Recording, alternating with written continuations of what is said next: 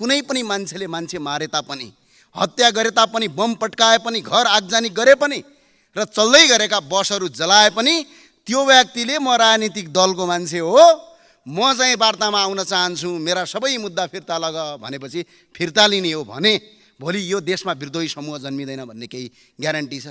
राजनीतिक भनेको शान्तिपूर्ण गरिन्छ, राजनीतिक भनेको विचारले गरिन्छ, राजनीतिक भनेको मान्छेका घाँटी काटेर गरिँदैन। त्यो राजनीतिक होइन, त्यसलाई कुर अपराध भनिन्छ। राजनीतिको नाममा कसलाई बचाउन ल्याएको ऐन हो यो, विधेयक हो यो? इटा भट्टामा मान्छे जिउँदै पोल्ने मान्छेलाई बचाउन ल्याएको हो कि एम्बुलेन्सबाट मान्छे थुतेर मान्छे बचाउनलाई ल्याएको हो यो? एम्बुलेन्सबाट मान्छे थुतेर मान्छे मार्ने मान्छेलाई ल्याएको हो अथवा भाला रोपेर मान्छे मार्नेको मान्छेलाई बचाउनलाई ल्याएको हो यो? कसको लागि ल्याएको हो यो विधेयक? सरकारले यस्ता डरलाग्दा कानुनहरू पास गराउन नियत बस्ने यस्ता प्रकारका कानुनहरू एउटै विधेयकमा हालेर लिएर आएको हो कि भन्ने पनि आशंका उब्जिन्छ। 2052, 2062, 63 सालसम्मको इतिहास पल्टाएर हेर्नुहोस्। यदि आज यो देशमा कोही मरेको छ भने गरिब, सर्वहारा वर्ग, जनजाति, दलित र पिछडित वर्गका मान्छे युद्धमा मारिएका छन्। चाहे त्यो सरकार पक्षबाट हुन्, चाहे त्यो विद्रोही पक्षबाट हुन्। तर क्रान्ति सम्भव छ सभामुख महोदय, ब्यालेटको पेपरबाट, बन्दुकको नालबाट होइन। हामी त्यसमा विश्वास गर्छौँ। हामीले जनताको बोझ बोझ्ने हो, कार्यकर्ताको, गुन्डाहरूको बोझ बोक्ने होइन। यो कुनै हालतमा पेश हुन दिनु हुन्न सभामुख महोदय। हामी फिर्ता लिँदैनौँ, म फिर्ता लिँदिनँ। त्यो नआइसकेपछि नै यो पारित भयो भन्ने कुरा यहाँ घोषणा भइसकेपछि माननीय सदस्यहरू सुनौँ, नमान्ने तपाईँहरूको कुरा हो, सुनौँ।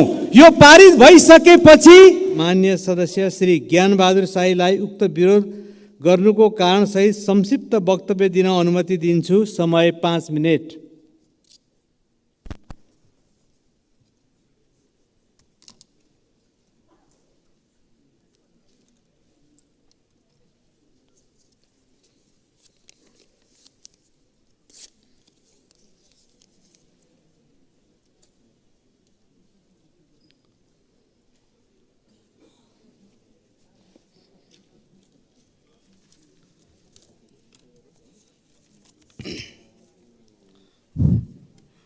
सम्माननीय सभामुख महोदय र माननीय सदस्यज्यूहरू, यो जो अहिले विधेयक आउँदैछ यसले त हाम्रो देशलाई अफ्रिकाभन्दा पनि पछाडि धकल्छ। भोलि सडकको किनारमा हत्या हुन्छ, मान्छेको मृत्यु हुन्छ, मान्छेलाई मारिन्छ, त्यसपछि एउटा राजनीतिक पर्चा छरिन्छ। त्यसमा के लेखिन्छ भने क्रान्तिका लागि, हलानाका लागि, फलानाका लागि भनेर त्यो लेखिन्छ। अनि त्यो पर्चाका आधारमा चाहिँ सरकारले के गर्छ भने ओहो यिनीहरू त राजनीतिक दल हुन् भनेर उन्मुक्ति दिन्छ। यो किसिमको परम्परा यदि यो देशमा बस्यो भने भोलि हामी यही संसदभित्र भएका कति माननीयको जीवन रहन्छ कि रहन्न? भोलि प्रत्येकको घर घरमा र जसरी अफगानिस्तानमा बम पट्केका छन् त्यसरी नेपालका तपाईँको बीच बजारमा बम पट्किन सुरु भए। राज्यले कानुन कमजोर बनाउने अनि राजनीतिक आस्था राखे भन्दैमा अदालतमा चलिरहेका अपराधीहरूलाई पनि छोड्ने अनि तपाईँको राजनीतिक आस्थाका आधारमा मान्छे मार्न यदि थालनी गर्ने हो भने यो देशमा भोलि कोही जीवित रहन्छ? यस्तो पनि विधेयक ल्याउन पाइन्छ?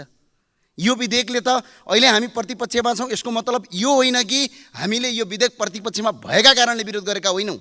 यो विधेयक जो ल्याइएको छ त्यसका प्रत्येक दफा पढ्नुहोस्। म प्रत्येक दफा पढ्दाखेरि यहाँ के महसुस हुन्छ भने कुनै पनि कुरा उल्लेख गरिए तापनि, कुनै पनि मान्छेले मान्छे मारे तापनि, हत्या गरे तापनि, बम पट्काए पनि, घर आगजनी गरे पनि र चल्दै गरेका बसहरू जलाए पनि त्यो व्यक्तिले म राजनीतिक दलको मान्छे हो, म चाहिँ वार्तामा आउन चाहन्छु, मेरा सबै मुद्दा फिर्ता लग भनेपछि फिर्ता लिने हो भने भोलि यो देशमा विद्रोही समूह जन्मिँदैन भन्ने केही ग्यारेन्टी छ? राजनीतिक भनेको शान्तिपूर्ण गरिन्छ, राजनीतिक भनेको विचारले गरिन्छ, राजनीतिक भनेको मान्छेका घाँटी काटेर गरिँदैन। त्यो राजनीतिक होइन, त्यसलाई कुर अपराध भनिन्छ। अपराधलाई पनि तपाईँको यदि यसरी मान्ने हो भने, यसरी यो विधेयक ल्याउने हो भने यहाँ त अलिकति ठुला बडाहरू त उम्किहाल्छन्। नेपालका हामीले हरेक किसिमका क्रान्तिहरू हेरेका छौँ, परिवर्तनहरू हेरेका छौँ। हामीले पनि इतिहास पढेका छौँ। 2007 सालदेखि लगेर 2036 सालदेखि लगेर 2046-47 सालदेखि लगेर 2052, 2062, 63 सालसम्मको इतिहास पल्टाएर हेर्नुहोस्। यदि आज यो देशमा कोही मरेको छ भने गरिब, सर्वहारा वर्ग, जनजाति, दलित र पिछडित वर्गका मान्छे युद्धमा मारिएका छन्। चाहे त्यो सरकार पक्षबाट हुन्, चाहे त्यो विद्रोही पक्षबाट हुन्। तर राजनीतिक चनाखाहरूले, राजनीतिक गर्ने बाठाटाठाहरूले त्यसको फाइदा लगेर उनीहरूलाई मार्ने र उनको लासको सिडी चढाएर राजनीति गरेर देशलाई तपाईँको एउटा राजनीतिक नेताका रूपमा स्थापित गर्ने परम्पराले भोलि हाम्रो जीवन भविष्य सही हिसाबमा हुँदैन। कुनै पार्टीले ल्यायो, कुनै दलले ल्यायो या कुनै व्यक्तिले ल्यायो भन्ने विषयवस्तु मुख्य कुरा होइन। मुख्य विषयवस्तु के हो भने हाम्रो मात्र कुरा होइन, भोलि आउने पुस्ताको कुरा पनि हो। हामी विश्वको सबभन्दा शान्तिपूर्ण देश, भगवान गौतम बुद्धको देश, माता सीताको जन्मभूमि, भगवान शिवको आराधना केन्द्रको देश हो। यो देशमा हिंसालाई माफ हुँदैन, चाहे त्यो राजनीतिक रूपमा गरोस्, चाहे त्यो गैर राजनीतिक रूपमा गरोस्। तर यो विधेयकले के गर्छ भने हिंसालाई माफ गर्छ। यो विधेयकले प्रष्टै भनिएको छ, कुनै पनि राजनीतिक दल या कुनै समूह, कुनै उपसमूह, कुनै एउटा तपाईँको ग्याङ भनौँ, ग्याङले कुनै पनि मान्छेको हिंसा र हत्या गरेर यदि ऊ शान्ति वार्तामा आउन चाहन्छ भने उसले गरेका 7 खुन, हजारौँ खुनहरू माफ गर्ने, उसलाई राजनीतिक दलको दर्जा दिने। यदि यो परम्परा भयो भने भोलि कोही जीवित रहन्छ? आज हामी प्रतिपक्षमा छौँ, परपट्टिको बेन्चमा बसेका छौँ। हामीले उठाएको कुरा, सरकारले ल्याएको कुरा विरोध होइन। यही सरकारले ल्याउन खोजेको र हामी सबैको दबावमा ल्याउन खोजेको अहिले पनि मिटर ब्याज सम्बन्धीको विधेयकमा हाम्रो पूर्ण समर्थन छ। हामीले ती सबै कुरा सरकारको विरोध गर्नुपर्छ भन्ने होइन। तर यो विधेयक अहिले पनि तपाईँले पढ्नुभयो भने यति जघन्य छ, यति अपराधीकरण छ। यसले अहिले तपाईँहरूको कुर्सी त जोगिएला, तर भोलि तपाईँका सन्तान जोगिँदैनन्। यो कुरा स्पष्ट यहाँ लेखिएको छ। यसले मुलुक कसरी अगाडि बढ्न सक्छ? भोलि आउने पुस्ताले, भोलि तपाईँका छोरा नाति पनातीहरूले, तपाईँका सन्तानहरूले तपाईँमाथि औँला ठडाउनेछन्। आज हाम्रो जीवन बर्बाद भयो, भोलि बानेश्वरको बिचमा बम पड्किँदै गर्दा, त्यहाँ पड्किँदाखेरि तपाईँको त्यहाँ मर्दै गरेका परिवारले तपाईँ हामी माननीय ज्यूलाई जिन्दगी होइन अर्को जुनीसम्म सराप्नेछन् यदि यो विधेयक पारित भयो भने। यसले मुलुकलाई सही बाटोमा अगाडि बढाउँदैन। हामी शान्तिपूर्ण छौँ, राजनीति गर्न पाइन्छ तर शान्तिपूर्ण, राजनीति गर्न पाइन्छ तर अर्कालाई नमारिकन। राजनीतिका नाममा अपराध गर्ने, त्यो अपराधलाई राजनीतिकरणको रङ दिएर मुलुकलाई तपाईँको बर्बादीतिर धकेल्न पाइँदैन। र यस्ता किसिमका विधेयक ल्याउनभन्दा अगाडि त हामीले लाज मान्नुपर्छ, आफ्ना छोराछोरीको भविष्य हेर्नुपर्छ। हुन त अब नेताजीहरूका छोराछोरी सबै विदेश छन्, त्यो भए हुनाले यो लाज श्रम मान्नुपर्ने अवस्था छ। त्यो भएको हुनाले सम्माननीय सभामुख महोदय, म यो विधेयक ल्याउनु हुँदैन भन्ने पक्षमा छु। यो विधेयक ल्याउने मान्छेलाई पनि सोध्न चाहन्छु के का आधारमा ल्याइएको। हस्, धन्यवाद। जय राष्ट्रवाद। अब उक्त विधेयकलाई प्रस्तुत गर्न अनुमति माग्ने प्रस्तावमाथि विरोधको सूचना दिनुहुने प्रस्तावक माननीय श्री सुविधा गौतमलाई उक्त विरोध गर्नुपर्नको कारणसहित संक्षिप्त वक्तव्य दिन अनुमति दिन्छु। समय 5 मिनट।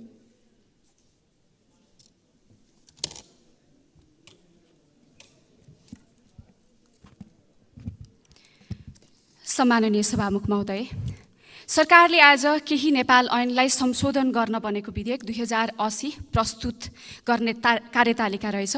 तर यो विधेयक सदनमा जस्ताको तस्तै प्रस्तुत हुनु हुँदैन, म यसको विरोध गर्दछु। यो विधेयक जस्ताको तस्तै प्रस्तुत हुनु नपर्नेको धेरै कारणहरू छन्, तर म विशेष गरी 2 संवेदनशील कारणहरू प्रस्तुत गर्न चाहन्छु। पहिलो कारण, शक्ति पृथकीकरणको सिद्धान्त लोकतान्त्रिक व्यवस्थाको अपरिहार्य र आधारभूत सिद्धान्त हो र हुनुपर्छ, जसलाई नेपालको संविधानले पनि अंगीकार गरेको छ। शक्ति पृथकीकरणको सिद्धान्त अनुरूप सरकारले गरेका हरेक गतिविधि संसदप्रति उत्तरदायी हुनैपर्छ, किनकि सांसद जनताका आवाजको प्रतिनिधित्व हुन्। विधायिकाहरूले सरकारले कस्ता कानुन प्रस्ताव गर्दैछ, के संशोधन प्रस्ताव गर्ने, कुन कानुनहरू पास गर्ने, कुन नगर्ने जस्ता विषयमा सक्रियता देखाउनुपर्छ र यस्ता विषयमा गम्भीर पनि हुनुपर्दछ, गम्भीरतापूर्वक आफ्नो राय व्यक्त गर्नुपर्दछ। संसद आफ्नो नियमअनुसारले सरकारको हस्तक्षेप बिना चल्नुपर्छ। तर हाल भइरहेको संसदको अभ्यासलाई हेर्दा संसदले सरकारलाई उत्तरदायी बनाउनुको सट्टा संसद उल्टै सरकारको योजना र इच्छा अनुरूप चलिरहेको पनि भान हुन्छ। सरकारले संसदलाई बिजनेस दिने त हो, तर सरकारको पनि स्पष्ट मार्गदर्शन रोडम्याप हुन आवश्यकता छ। तर अहिले सरकारको स्पष्ट रोडम्याप देखिँदैन। त्यसैले मैले पटक यही रोस्टमबाट मैले विनम्रतापूर्वक मन्त्रीज्यू समक्ष अनुरोध पनि गरेको छु, अब अर्को अधिवेशनमा चाहिँ सरकारले कुन विधेयकहरू लिएर आउने हो, त्यो विधेयकहरू अगाडि नै अर्को अधिवेशन सुरु हुनुभन्दा अगाडि सांसदलाई जानकारी दिनुपर्छ भनेर भनेको छु। सम्बन्धित अधिवेशनमा कुन कुन विधेयकमा काम गर्ने हो अधिवेशन अगावै संसदहरूलाई जानकारी दिनै पर्छ, लिस्ट हुनै पर्छ। सरकारले जहिले जे पनि जसरी मन लाग्छ त्यसरी कुनै पनि सर्वमान्य सिद्धान्तको वास्तै नगरी बिजनेस दिने कुरा सार्वभौम संसदलाई स्वीकार्य हुनै सक्दैन। सरकारले बिजनेस दिँदै गर्दा विधिशास्त्रको सिद्धान्त कुल्चिन पाइँदैन। विधिशास्त्रमा कानुनहरूको वर्गीकरण हुन्छ, सबै कानुनहरूलाई एउटै डालोमा हालेर हेर्न मिल्दैन। तर सरकारले आज प्रस्तुत गर्न लागेको केही नेपाल ऐनलाई संशोधन गर्न बनेको विधेयक 2080 मा सरकारले देवानी प्रकृतिका, फौजदारी प्रकृतिका, प्रशासनिक प्रकृतिका लगायत नितान्त फरक फरक प्रकारका कानुनहरू पनि एउटै विधेयकमा हालेर सरकारको कार्यशैलीमा कति बचपना छ भन्ने कुरा चाहिँ देखाएको भान हुन्छ। यस सँगसँगै यस विधेयकमा केही राम्रा प्रस्तावहरू पनि आएका छन्, तर केही डरलाग्दा नेपालको सार्वभौमिकता, अखण्डता र शान्ति सुरक्षालाई चुनौती दिने दफाहरू पनि प्रस्तुत गरिएका छन्। सरकारले यस्ता डरलाग्दा कानुनहरू पास गराउन नियत बस्नै यस्ता प्रकारका कानुनहरू एउटै विधेयकमा हालेर लिएर आएको हो कि भन्ने पनि आशंका उब्जिन्छ। उदाहरणको लागि एउटा म प्रस्तुत गर्न चाहन्छु। यस विधेयकको दफा 64 मा मुलुकी फौजदारी कार्यविधि संहिता 2074 मा संशोधन भन्ने शीर्षकमा शान्तिपूर्ण राजनीतिको मूलधारमा ल्याउन मुद्दा फिर्ता लिन सकिने भन्ने प्रावधान प्रस्ताव गरेको छ, जसमा कुनै पनि राजनीतिक दल वा समूहले हिंसात्मक क्रियाकलाप सञ्चालन गरिरहेकोमा ती समूहलाई मूलधारमा ल्याउन राजनीतिक सम्झौताको माध्यमबाट नेपाल सरकार बाधी भई दायर भएको मुद्दा जुनसुकै तहको अदालतमा विचाराधीन भएको पनि मुद्दा फिर्ता लिन सक्ने र मुद्दा फिर्ता लिन बाधा नपर्ने कुरा उल्लेख गरिएको छ। कुनै राजनीतिक दल वा समूहले जतिसुकै हिंसात्मक कार्य गरेको किन नहोस्, मूलधारको राजनीतिको लागि विधिको शासनभन्दा पनि माथि गएर अझ भनौँ अदालतको कार्यक्षेत्रमा प्रवेश गरेर अदालतलाई पनि टेकेर सरकारले मुद्दा फिर्ता लिन सक्ने प्रशस्त ढोका खोलिदिएको छ। सरकार आफैले यो नेपालको शान्ति सुरक्षा विरुद्धको कानुन कसरी प्रस्ताव गर्न सक्छ? म सम्माननीय सभामुख मार्फत मन्त्रीज्यूसँग प्रश्न गर्न चाहन्छु। यो संविधान विपरीत छ र यस्तो संविधान विपरीतको कानुन विधेयकको बीच हालेर पास गराउने नियतले सरकारले प्रस्ताव गरेको कति पनि ठिक भएन। केही कानुनहरूको संशोधनको आवश्यकता होला, तर यसरी एउटै विधेयकमा फरक वर्गीकरण पर्ने कानुनहरू लिएर आउनु हुँदैन। म दोस्रो कारण भन्न चाहन्छु, सकिहाल्छु। यस विधेयकमा कुल 80 वटा ऐनहरू विभिन्न दफा संशोधनको लागि लिएर आइएको छ। उस्तै प्रकृतिका कानुनहरू नहुँदा र आकर्षित कानुनहरूको सङ्ख्या पनि धेरै हुने हुँदा प्रतिनिधि सभा नियमावली 2079 बमोजिम संशोधन प्रस्ताव गर्न चाहने सांसदहरूले 72 घण्टाभित्र आफ्नो संशोधन दिन पनि व्यवहारिक हिसाबले कठिन देखिन्छ। सम्माननीय सभामुख महोदय, हतारमा संसदबाट कुनै संशोधन नआउन् भनेर सरकारले नियत बस्ने धेरै ऐनहरू आकर्षित गरेर लिएर आएको हो कि भन्ने आशंका पनि उब्जिन्छ। यहाँ सरकारले प्रस्तुत गर्न खोजेको यो विधेयक नेपाल र नेपालीको हित विपरीत छ। सरकारले एउटा विधेयकमा धेरै ऐनहरू संशोधन हालेर होइन, छुट्टा छुट्टै वा एकै प्रकृतिका ऐनको संशोधन प्रस्ताव गरेर र संसदले व्यवहारिक हिसाबले अध्ययन गर्न सक्ने किसिमले विधेयक प्रस्तुत गरोस्। तर यो विधेयक जस्ताको तस्तै प्रस्तुत हुनुले नेपालको भविष्य सङ्कटमा पर्न सक्ने खतरा भएको हुनाले म यो केही नेपाल ऐनलाई संशोधन गर्न बनेको 2080 को सदनमा प्रस्तुतको विरोध गर्दछु। धन्यवाद।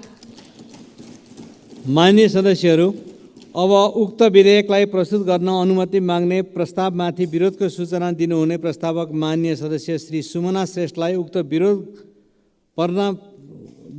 गर्नुपर्नाको कारण संक्षिप्त मन्तव्य दिन अनुमति दिन्छु। समय 5 मिनट।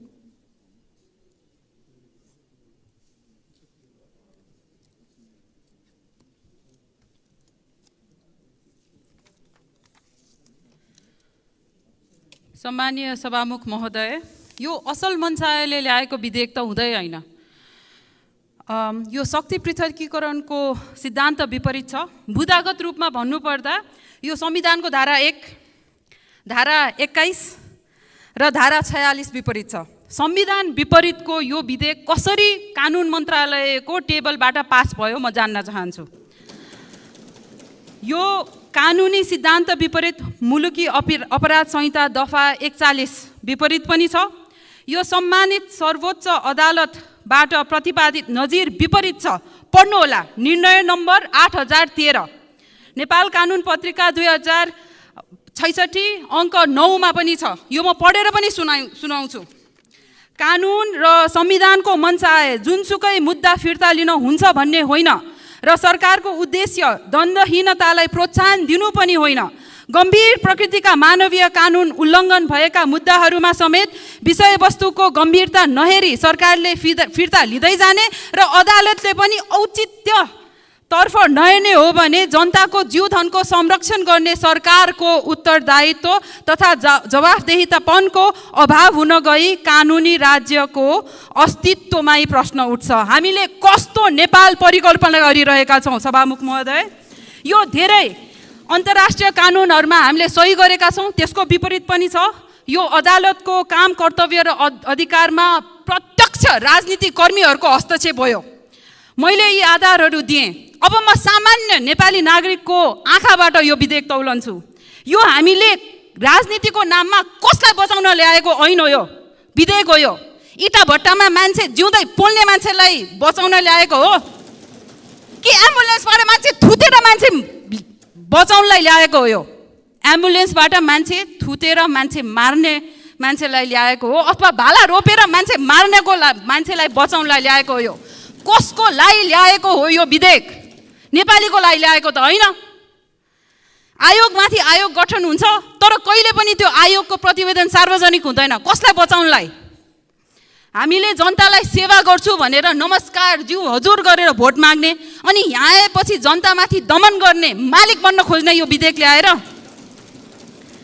हामीले कस्तो राजनीतिक चरित्र परिकल्पना गरिरहेछौँ? कुनै पनि पोलिटिकल पार्टीमा नेपालको समुदाय नअट्ने ताकि उहाँहरूले हिंसाकै बाटो रोज्नुपर्ने परिमार्जन गर्नु छ, आफ्नो पोलिटिकल पार्टी परिमार्जन गर्नु, नेपालको संविधान विपरीतको विधेयक ल्याउने होइन। जस्तो सुकै अपराधलाई पनि राजनीतिको नाम दिएर कुकर्म र अपराधलाई प्रशय र संरक्षण दिन पाइँदैन। अपराधलाई पखाल्ने यो गङ्गाजल यो सदन होइन। राजनीतिको परिभाषा नै हामीले परिवर्तन गर्दैछौँ यो विधेयक मार्फत। त्यति मात्र होइन सभामुख महोदय, अपराधलाई राजनीतिकरण र निस्वार्थ भावले गर्नुपर्ने राजनीतिलाई अपराधीकरण गर्दैछौँ। एउटा अपराधी र राजनीतिज्ञको डेफिनेसन नै हामीले धमिल्याइरहेका छौँ। यो कस्तो विधेयक हो? यो आज हामी जननिर्वाचित सांसदहरू छौँ। आज अङ्कगणितबाट यो हुन्छ हुँदैन भनेर पास गर्ने हो भने म यही रोस्टमबाट आह्वान गर्न चाहन्छु, नेपाललाई माया गर्ने, संविधानलाई मान्ने र नेपाल रुल अफ ल हुनुपर्छ, चेक एन्ड ब्यालेन्स हुनुपर्छ भन्ने मान्छेहरूलाई जानुस्, अदालतमा जानुस्। यो विधेयक पास भयो भने यसको विरुद्ध मुद्दा हाल्नुस्। संविधानको विपरीत छ यो। यस्तो गरेर हामीले देशको सेवा गर्न सक्दैनौँ। यस्तो गरेर नेपाल बन्दैन। द्वन्द्वहीनताको देश नेपाल होइन। सक्यो। हिंसाको च्याप्टर नेपालको इतिहासमा सक्यो। अब हामी एउटा ठाउँमा आइसकेका छौँ। अब हिंसालाई नेपालमा कसै दलको राजनीतिक आडमा चोख्याउन पाइँदैन। धन्यवाद। अब विरोधको सूचना दिनुहुने माननीय सदस्य श्री ज्ञानबहादुर साईलाई आफ्नो विरोधको सूचना फिर्ता लिन चाहनुहुन्छ भने फिर्ता लिन समय दिन्छु। सम्माननीय सभामुख महोदय, विरोधको सूचना म फिर्ता लिन्न। जिउँदै इट्टा भट्टामा मान्छे जलाउनेलाई उन्मुक्ति दिने विधेयकको फिर्ता लिइँदैन। हस्, धन्यवाद।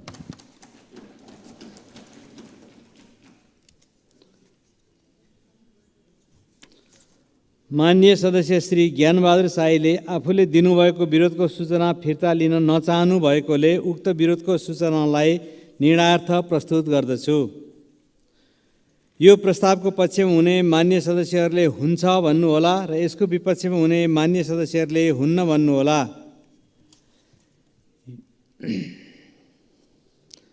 यो प्रस्तावको पक्षमा हुने मान्य सदस्यहरूले हुन्छ भन्नुहोस्। यसको विपक्षमा हुने मान्य सदस्यहरूले हुन्न भन्नुहोस्। हुन्न भन्ने पक्षका मान्य सदस्यहरूको बहुमत भएकोले केही नेपाल ऐन संशोधन गर्न बनेको विधेयक 2080लाई प्रस्तुत गर्न अनुमति माग्ने प्रस्तावमाथि माननीय श्री ज्ञानबहादुर साईले प्रस्तुत गर्नुभएको विरोधको सूचना बहुमतले अस्वीकृत भएको घोषणा गर्दछु।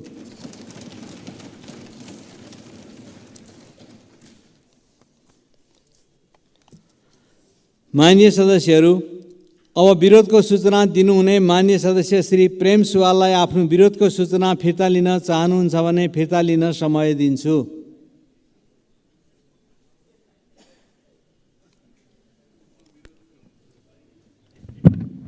सभामुख महोदय, मैले आफ्नो विधेयकमा राखेको विरोधको सूचना फिर्ता नलिने जानकारी गराउन चाहन्छु। धन्यवाद। माननीय सदस्य श्री प्रेम सुवालले आफूले दिनुभएको विरोधको सूचना फिर्ता लिन नचाहनु भएकोले उक्त विरोधको सूचनालाई निर्णयार्थ प्रस्तुत गर्दछु। यो प्रस्तावको पक्षमा हुने मान्य सदस्यहरूले हुन्छ भन्नुहोला र यसको विपक्षमा हुने मान्य सदस्यहरूले हुन्न भन्नुहोला। यो प्रस्तावको पक्षमा हुने मान्य सदस्यहरूले हुन्छ भन्नुहोस्। यसको विपक्षमा हुने मान्य सदस्यहरूले हुन्न भन्नुहोस्। हुन्न भन्ने पक्षका मान्य सदस्यहरूको बहुमत भएकोले केही नेपाल ऐन संशोधन गर्न बनेको विधेयक 2080 लाई प्रस्तुत गर्न अनुमति माग्ने प्रस्तावमाथि मान्य सदस्य श्री प्रेम सुवालले प्रस्तुत गर्नुभएको विरोधको सूचना बहुमतले अस्वीकृत भएको घोषणा गर्दछु। मान्य सदस्यहरू, अब विरोधको सूचना दिनुहुने मान्य सदस्य श्री शोभिता गौतमलाई आफ्नो विरोधको सूचना फिर्ता लिन चाहनुहुन्छ भने फिर्ता लिन समय दिन्छु।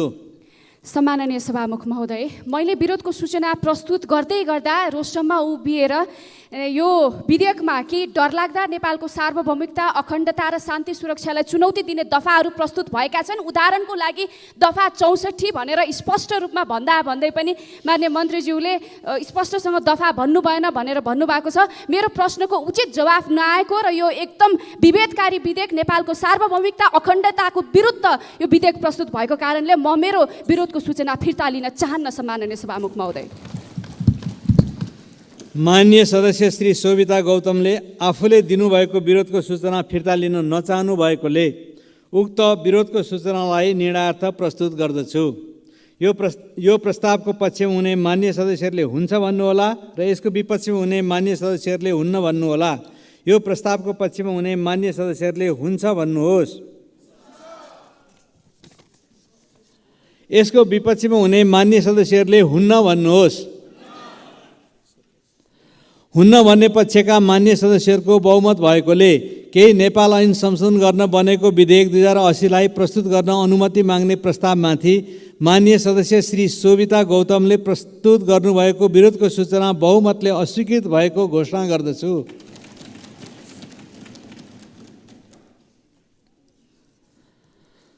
माननीय सदस्यहरू, अब विरोधको सूचना दिनुहुने माननीय सदस्य श्री सुमना श्रेष्ठलाई आफ्नो विरोधको सूचना फिर्ता लिन चाहनुहुन्छ भने फिर्ता लिन समय दिन्छु।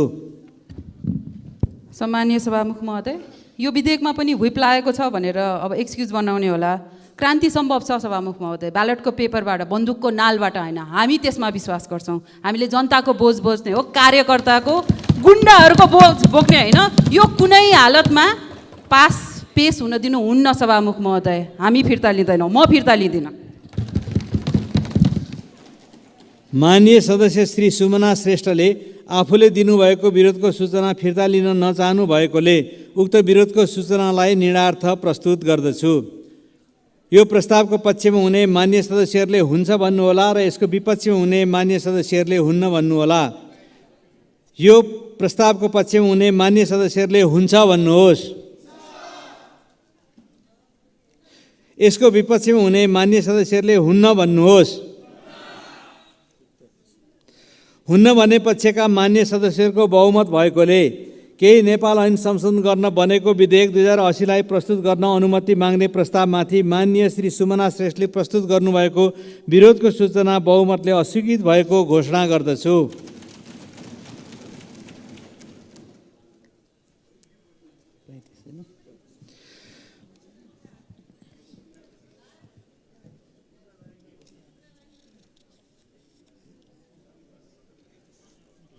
माननीय सदस्यहरू, केही नेपाल ऐन संशोधन गर्न बनेको विधेयक 2080 लाई अनुमति माग्ने प्रस्तावमाथि प्राप्त विरोधको सूचनाहरू बहुमतले अस्वीकृत भएकोले प्रतिनिधि सभा नियमावली 2079 को नियम 106 बमोजिम केही नेपाल ऐन संशोधन गर्न बनेको विधेयक 2080 प्रस्तुत गर्न अनुमति प्राप्त भएको म घोषणा गर्दछु।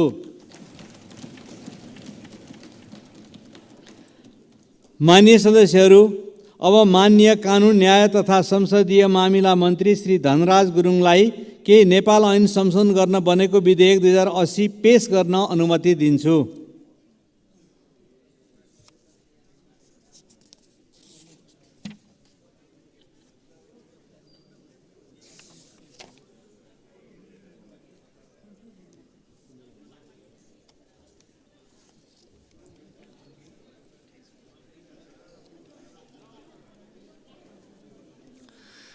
सम्माननीय सभामुख महोदय, प्रचलित नेपाल ऐनको कार्यान्वयनको सन्दर्भमा आएका कठिनाई तथा समस्याहरूलाई सम्बोधन गर्न कतिपय ऐनमा रहेका प्राविधिक तथा आनुषाङ्गिक त्रुटिहरूलाई सुधार गरी मिलाउन, कतिपय ऐनहरूमा रहेका अस्पष्ट व्यवस्थाहरूलाई स्पष्ट गर्न तथा विकास निर्माण सम्बन्धी कार्य शीघ्र सम्पन्न गर्न सकिने गरी व्यवस्था गर्न आवश्यक भएकोले यो विधेयक पेश गर्नुपरेको हो। नेपाल सन्धि ऐन, स्थानीय विकास प्रशिक्षण प्रतिष्ठान ऐन, प्रेस काउन्सिल ऐन लगायतका कतिपय ऐनलाई नेपालको संविधान अनुकूल हुने गरी परिमार्जन गर्न विधेयकमा प्रस्ताव गरिएको छ।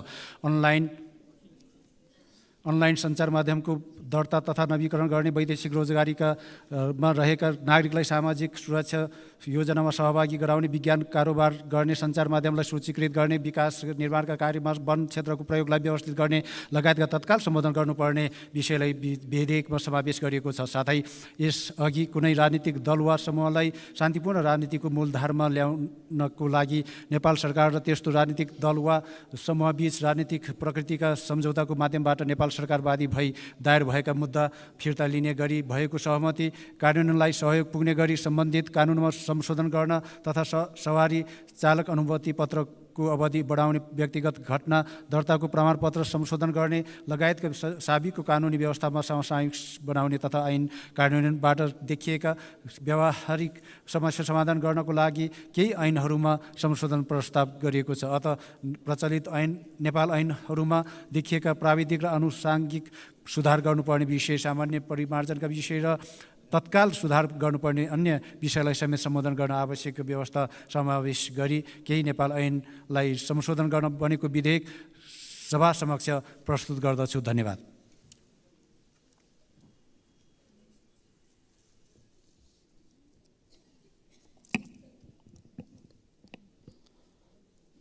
माननीय सदस्यहरू, अब माननीय शिक्षा, विज्ञान तथा प्रविधि मन्त्री श्री अशोक कुमार राईलाई राष्ट्रिय सभामा उत्पत्ति भएको नेपाल विश्वविद्यालय विधेयक 2080 माथि विचार गरियोस् भन्ने प्रस्ताव पेश गर्न अनुमति दिन्छु।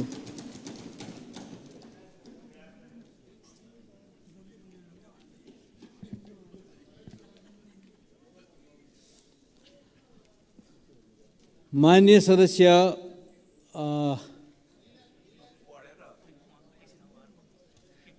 सन्तोष परियार, विषय के हो संक्षिप्तमा राख्नुहोस्। सम्माननीय सभामुख महोदय, केही नेपाल ऐन संशोधन गर्न बनेको विधेयक 2080 माथि हामीले छलफल गरिरहँदा त्यो प्रस्ताव पेशको निर्णय त सम्माननीय सभामुखज्यूबाट प्रस्तुत भएन। त्यसो नहुँदाखेरि हामी जुन विधिमा थियौँ त्यो विधिमा हामी जान पाएनौँ। त्यो निर्णय त प्रस्तुत गरेपछि हामीले गर्ने संसदको कारबाही हामी अगाडि बढाउने हामी तयारीमा थियौँ, तर सम्माननीय सभामुखज्यूबाट त्यो निर्णय त प्रस्तुत भएन। यसर्थ हाम्रो यो अहिलेको कामकाजप्रति घोर आपत्ति छ।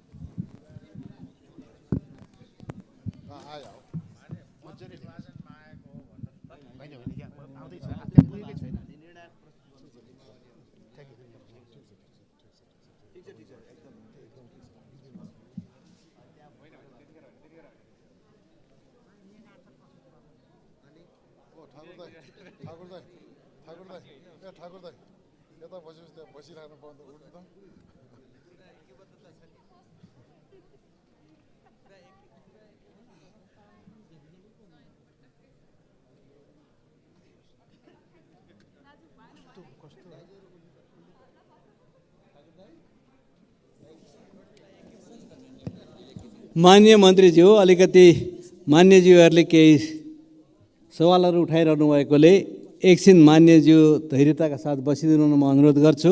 र माननीय सदस्य रमेश लेखकले के भन्न खोज्नु भएको छ, तपाईँको आफ्नो विषय राख्नुहोस्।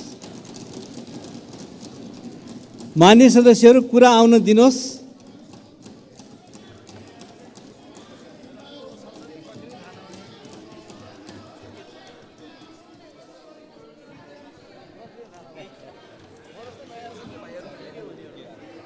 मान्य सदस्य, तपाईँले आफ्नो कुरा राखिसक्नु भएको छ।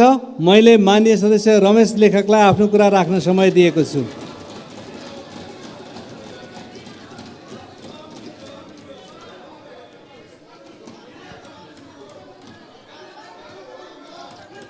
मान्य सदस्य, उहाँले जवाफ दिने होइन, उहाँले आफ्ना केही तर्क राख्न खोज्नु भएको छ। के भन्न खोज्नु भएको छ त्यो कुराहरू सुन्ने धैर्यता मान्यजीहरूले राख्नुहोस्।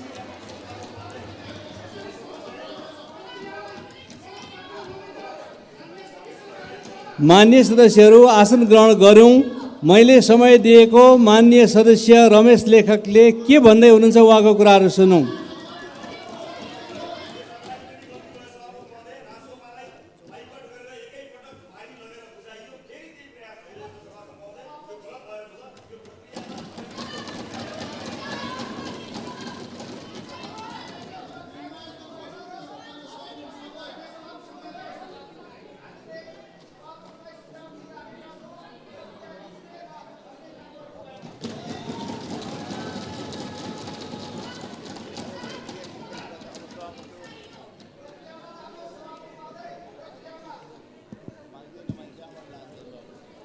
मान्य सदस्यहरू, तपाईहरू आफ्नो आसन ग्रहण गर्नुभयो भने प्रक्रियाहरू जे कुराहरू जे निर्णय हुन्छ त्यो निर्णय गर्न हामी वातावरण पाउँछौँ। मान्य सदस्यहरूले अवरोध गरिरहनु भयो भने यो निर्णय हुन जान सक्दैन।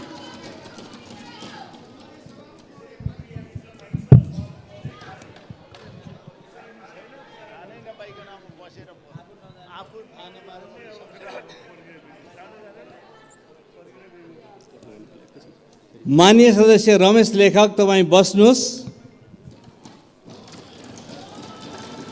मान्य सदस्यहरू, म प्रतिनिधि सभा नियमावलीको नियम 28 र नियम 29 यहाँहरूको लागि ध्यान आकर्षण गराउनको लागि वाचन गर्न चाहन्छु। म आशा गर्छु मान्यजीहरूले ध्यानपूर्वक सुन्नुहुनेछ। निरार्थक प्रश्न पेश गर्ने विधि। प्रस्तावमाथि छलफल समाप्त भएपछि सो प्रस्तावको पक्षमा हुने सदस्यहरूलाई हुन्छ र विपक्षमा हुने सदस्यलाई हुन्न भन्ने शब्द सुनिने गरी उच्चारण गर्नु भनी सभामुखले प्रश्न क्रमशः निरार्थक पेश गर्नेछ। 2. उपनियम 1 बमोजिम प्रस्तावलाई निरार्थ पेश गरेपछि सभामुखले हुन्छ वा हुन्न भन्ने सदस्य मध्ये जुन पक्षको बहुमत भएको ठहर्याउँछ सो कुराको घोषणा गर्नेछ। 3. उपनियम 2 बमोजिमको घोषणाप्रति नियम 29 बमोजिम असहमति प्रकट नगरिएमा सभामुखको घोषणाप्रति सभाको निर्णय मानिनेछ।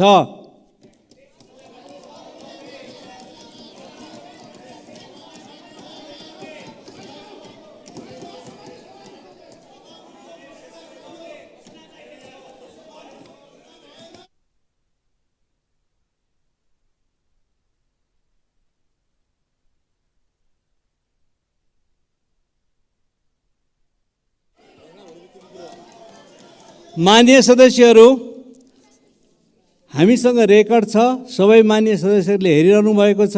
जति बेला घोषणा भयो त्यति बेला मान्य सदस्यहरूको आपत्ति प्रकट भएन र नै हामी अर्को विषयमा हामी प्रवेश गर्यौँ।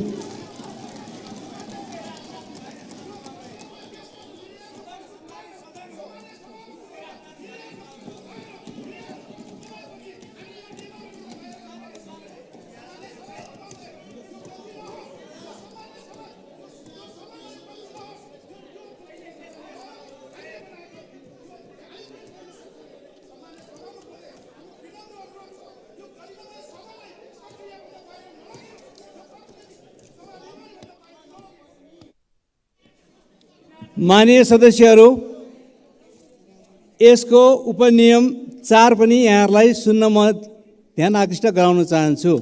4. सभामुखद्वारा कुनै प्रस्ताव निरार्थ पेश गरिसकेपछि सो प्रस्तावमाथि छलफल गर्न वा संशोधन प्रस्तुत गर्न वा स्थगन गर्न प्रस्ताव पेश गर्न पाइने छैन। घोषणा हुँदाखेरि मान्यजीहरूको असहमति आएन।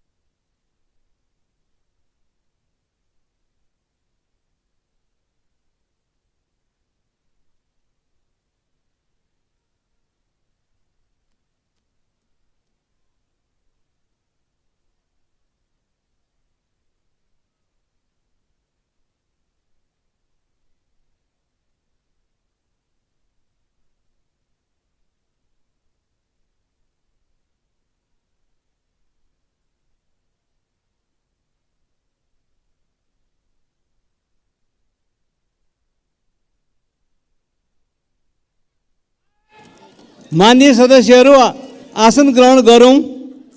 म विधि विधान र गतिविधि यसलाई म यहाँहरूलाई बुझाउने कोसिस गर्छु।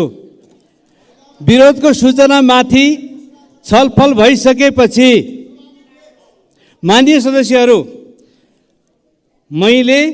सदस्यहरू केही नेपाल ऐन संशोधन गर्न बनेको विधेयक 2080 लाई अनुमति माग्ने प्रस्तावमाथि प्राप्त विरोधको सूचनाहरू बहुमतले अस्वीकृत भएकोले प्रतिनिधि सभा नियमावली 2079 को नियम 106 बमोजिम केही नेपाल ऐन संशोधन गर्न बनेको विधेयक 2080 प्रस्तुत गर्न अनुमति प्राप्त भएको घोषणा गर्छु भनेर घोषणा गर्दाखेरि त्यो ताली बजेर पारित भयो। यहाँहरूको त्यसको विरोधहरू आएन। त्यो नआइसकेपछि नै यो पारित भयो भन्ने कुरा यहाँबाट घोषणा भइसकेपछि माननीय सदस्यहरू सुनौँ, नमान्ने तपाईँहरूको कुरा हो, सुनौँ। यो पारित भइसकेपछि नि मैले अर्को के पढेर सुनाएँ भने माननीय सदस्यहरू अब माननीय कानुन न्याय तथा संसदीय मामिला मन्त्री श्री धनराज गुरुङलाई केही नेपाल ऐन संशोधन गर्न बनेको विधेयक 2080 पेश गर्ने अनुमति दिन्छु भनेपछि उहाँले त्यो पास भयो, अनुमति पाउनुभयो, आएर उहाँले यहाँ पेश गरिसक्नुभयो। त्यसैले तपाईँहरूको समयमा विरोध नआएको र यसलाई तपाईँले समर्थन जनाएको हुँदाखेरि यसलाई पारित गरियो र उहाँले ल्याएर यहाँ टेबल गर्ने काम गरिसक्नु भएको कुरालाई अब माननीयज्यूहरूले बुझ्नु पर्यो।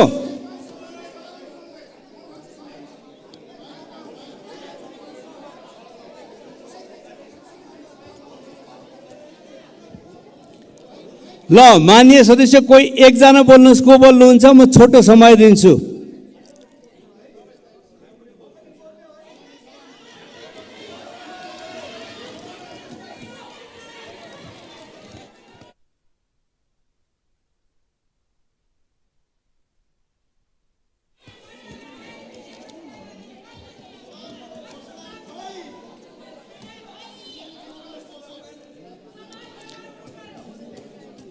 माननीय सदस्यहरू, अब माननीय शिक्षा विज्ञान तथा प्रविधि मन्त्री श्री अशोक कुमार राईलाई आफ्नो आसन ग्रहण गर्नको लागि म अनुरोध गर्दछु।